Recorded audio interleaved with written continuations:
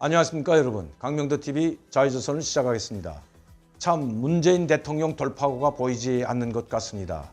남북관계가 완전히 파탄되고 한일관계도 역대 최악의 수준이라고 합니다. 그런데 이제는 미국까지도 우리 한국 정부를 또 청와대를 의심의 눈초리로 보고 있는 것 같습니다. 북한 인권 문제에 대해서 트럼프 대통령 시절에는 북한 인권 담당 특별보고관을 지정하지도 않았습니다.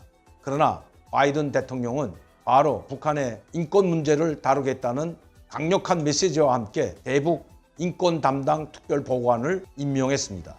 북한이 가장 꺼리는 것이, 가장 극도로 예민하게 반응하는 것이 인권 문제입니다. 지구상에서 가장 열악한 인권, 그리고 정치범 수용소에 사람들을 가두고 극형으로 다스리는 나라가 바로 북한이기 때문입니다. 북한은 인권이라는 말조차도 모르는 나라입니다. 그러나 북한은 인권 문제는 미국이 만들어낸, 즉 북한을 압박하기 위해서 미국이 만들어내고 꾸며낸 이야기라고 강변하고 있습니다. 물론 트럼프 대통령에게는 이것이 직접적으로 악재는 아닙니다. 그러나 남북 관계를 발전시키기 위해서는 미국의 적극적인 협력과 동의가 필요한 것입니다. 그러나 미국 바이든 행정부가 북한에 대해서 인권 문제를 거론하고 북한에 대한 압박을 가하면 가할수록 북한은 반발하게 돼 있고, 가뜩이나 김정은로부터 신뢰를 잃은 문재인 대통령은 더 궁지에 몰릴 수밖에 없다는 것입니다. 그런데 문재인 대통령이 이런 남북관계, 즉 꽉 막혀버린 남북관계를 풀기 위해서 남북관계 발전에 책임이 있는, 즉 3번의 정상회담을 하고도 오늘의 최악의 남북관계를 만들어 놓은 그 장본인들을 바로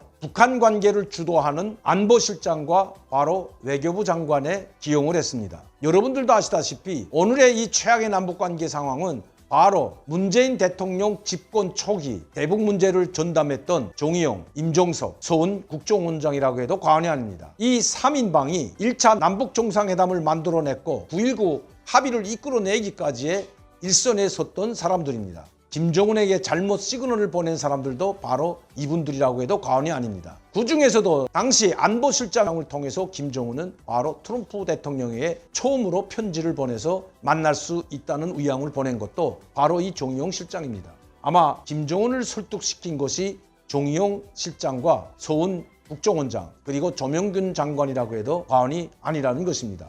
왜냐하면 이 세 분이 바로 문재인 대통령의 특사로 북한을 방문했었기 때문입니다. 그리고 4월 27일 판문점 우리축 평화의 집에서 바로 1차 정상회담이 이루어졌습니다. 그때 분위기는 그야말로 환희와 기쁨에 휩싸여 있었던 것도 사실입니다. 여러분들도 아시다시피 2018년 2월에 있었던 평창 올림픽 경기 때 북한은 큰 손이나 베푸는 것처럼 김영남과 김여정 그리고 김용철을 내려보냈습니다. 여기에 들떠있던 청와대, 그리고 임종석 전 비서실장, 정의용 안보실장, 조명균 통일부 장관은 꽉 막혀있던 남북관계, 전쟁 직전까지 갔던 남북관계가 획기적으로 발전할 수 있다고 아마도 믿은 것 같습니다. 그리고 그들을 극진히 환대했고, 그 환대는 그야말로 대통령 보금가는 수준이라고 해도 과언이 아니라는 것입니다. 또한 이들이 돌아간 이후에는 바로 정의용 안보실장을 비롯한 대통령 특사가 북한을 방문해 김정은을 만났고, 결국 김정은을 설득시킨 것도 정의용 안보실장이라고 해도 과언이 아니라는 것입니다.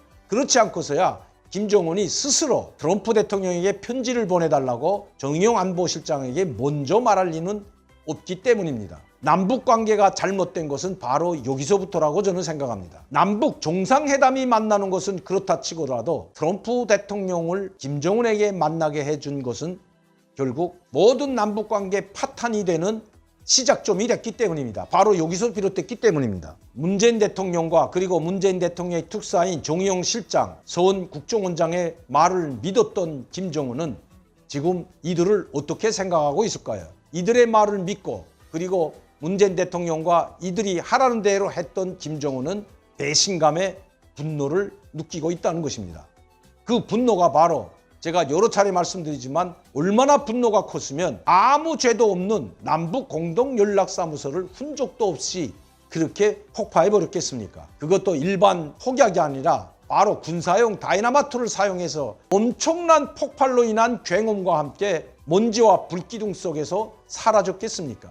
이것이 바로 김정은의 미북 정상회담을 추진시켰던 정의용 실장이나 임종석, 그리고 소은 당시 국정원장에게 보내는 메시지였던 것입니다. 지금도 김정은은 한국 이야기만 나오면 우리 즉 한국 정부나 문재인 대통령에 대해서 이야기만 나와도 재토리를 집어던질 정도로 신경질적인 뿐만 아니라 분노에 아직도 휩싸여 있다는 것입니다. 그만큼 문재인 대통령과 정상회담을 추진했던 정의용 전 안보실장 이런 사람들에게 느끼는 분노가 크다는 것입니다. 물론 문재인 대통령이 꽉 막힌 남북관계를 풀기 위해서 2018년 4월의 봄날처럼 돌아가기 위해서 그때 특사 임무를 수행했던 정의용 실장을 다시 외교부 장관 즉 일선에 세움으로써 남북관계를 풀기 위한 노력을 기울이려고 하는 그 노심초사는 이해할 만합니다. 그러나 김정은이 8차 당대회에서 이야기했던 2018년 4월의 봄날로 한국의 선택에 따라 다시 돌아갈 수 있다는 이 말을 순진하게 믿고 그때 그 봄날을 이끌었던 전 정의용 안보실장, 전 소은 국정원장 그리고 전 임정석 비서실장과 같은 사람들을 또다시 앞에 내세워서 그때 당시의 봄날로 다시 돌아갈 수 있다고 생각한다면 큰 오산이라는 것입니다. 문재인 대통령은 아직도 그 4월의 한의에서 벗어나지 못하고 또다시 정의용 전 안보실장을 외교부 장관으로 기용한 것은 바로 악수 중의 악수라는 것입니다. 왜냐하면 김정은은 그들을 용납할 수가 없기 때문입니다. 전번에도 제가 말씀드렸지만 오죽했으면 김정은이 대남 대미 당 일군 간부들과의 회의 도중 남측이라는 남자의 말도 꺼내지 말라고 하면서 재토리를 집어던졌겠습니까? 그만큼 문재인 대통령과 당시의 대북 정책을 이끌었던 이 3인방에 대한 분노가 크다는 것입니다. 이들을 다시 기용해서 예전으로 돌아가려고 생각한다면 문재인 대통령은 이번에 또 악수 중에 악수를 두었다는 것이 북한에서 온 소식입니다. 지금 김정은이 얼마나 격분하고 있는지 그 심정을 최근 국정원에서도 잘 알고 있다는 말씀 문재인 대통령에게 전해드립니다. 오늘도 강명도TV 자유조선을 시청해 주신 여러분들께 진심으로 감사를 드립니다. 이제 며칠 안 있으면 바로 설 명절입니다. 가족분들과 함께 즐거운 설 명절 보내시기 바랍니다. 그리고 많은 분들이 구독할 수 있도록 시청할 수 있도록 전파를 부탁드립니다.